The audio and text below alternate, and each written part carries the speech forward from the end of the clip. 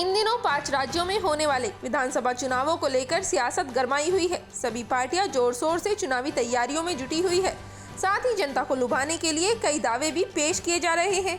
वहीं इसी बीच चुनावी राज्य छत्तीसगढ़ के दौरे पर गए केंद्रीय गृह मंत्री अमित शाह ने आगामी विधानसभा चुनाव के लिए भाजपा का घोषणा पत्र जारी कर दिया है, जिसमें सरकार ने हर विवाहित महिला को हर साल 12,000 रुपए और 18 लाख पीएम आवास योजना का घर देने जैसे कई दावे किए हैं। इसके साथ ही घोषणा पत्र जारी करते हुए केंद्रीय गृह मंत्री अमित शाह ने कहा कि मैं यहां के लोगों को विश्वास दिलाता हूं कि हम आने वाले 5 सालों में छत्तीसगढ़ को पूर्ण विकसित राज्य बनाएंगे। अमित शाह ने इसी के साथ कहा कि ये हमारा घोषणा पत्र नहीं, ये हमारे लिए एक संकल्प पत्र है। क्या कुछ कहा अमित शाह ने, आपको सुनाते हैं। मोदी गारंटी के सभी चीजों को तो मैं नहीं पढ़ता, परंतु इसमें से 20 प्रमुख वादों को मैं आप सब लोगों के सामने जरूर रखना चाहता हूं। हमने तय किया है कि कृषि उन्नति योजना की शुरुआत करेंगे, जिसके अंतर्गत 21 क्विंटल प्रति एकड़ धान, चिंता मत करो मैं फिर से बोलता हूं, 21 क्विंटल प्रति एकड़ धान 3100 रुपये के मूल्य से हम खरीदते हैं।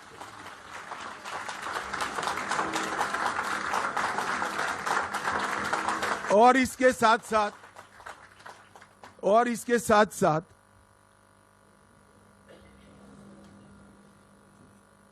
एक मुफ्त भुगतान उसका कर किसान को इसकी राह नहीं देखनी। मैं यहां पर एक स्पष्टता जरूर करना चाहूंगा छत्तीसगढ़ की जनता के सामने कि अभी 2700 रुपया जो मिल रहा है छत्तीसगढ़ की जनता को, इसमें से 2200 रुपया मोदी जी भेज रहे हैं और बघेल साहब 500 रुपया अंदर डालकर, वो भी लेट, 1 साल लेट, 500 रुपया डालकर 2700 रुपये की क्रेडिट ले रहे हैं। अब मैं बताता हूं 3131 रुपया भारतीय जनता पार्टी की डबल इंजन सरकारों का होगा और साथ में एक मुफ्त भुगतान भी हम करेंगे।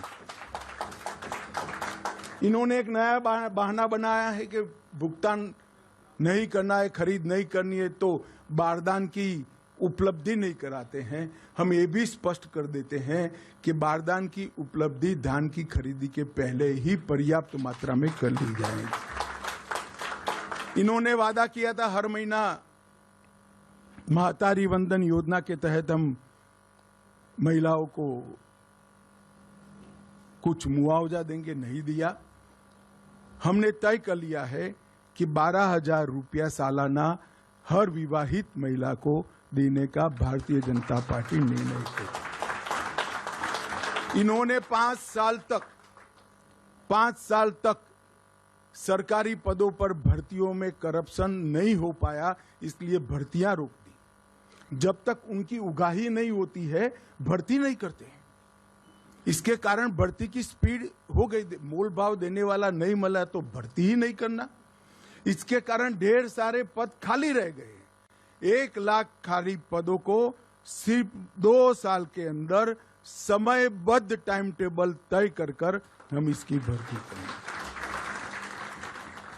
18 लाख प्रधानमंत्री आवास योजना के घर बनाएंगे और छत्तीसगढ़ के हर घर में निर्मल जल नल से पहुंचाने का हम कार्यक्रम करेंगे।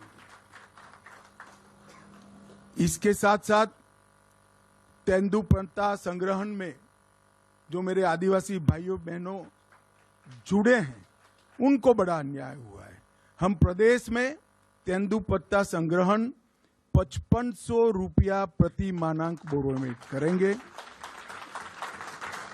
संग्रहण के मौजूदा दिनों में 15 दिन करेंगे, इसकी बढ़ोतरी करेंगे। चरण पादुका योजना फिर से चालू करेंगे और अतिरिक्त संग्रहण करने वालों को 4500 रुपये का बोनस भी भारतीय जनता पार्टी की सरकार देगी। भूमिहीन खेतीहर मजदूरों को दीनदयाल उपाध्याय कृषि मजदूर कल्याण योजना के तहत 10,000 रुपये की सालाना मदद करने का काम भारतीय जनता पार्टी करेगी। आयुष्मान भारत योजना जो मोदी जी ने देश के 60 करोड़ गरीबों के लिए इंट्रोड्यूस की है, हम प्रत्येक परिवार को 5 लाख की योजना तो देंगे ही देंगे, इसके साथ साथ 10 लाख तक का पूरा जिसको जरूर पड़ेगी इसका उपचार मुख्यमंत्री राहत कोष से किया जाएगा। क्योंकि ज्यादातर लोगों को 10 लाख के उपचार की जरूरत ही नहीं पड़ती है, तो प्रीमियम खर्च करने की जरूरत नहीं है।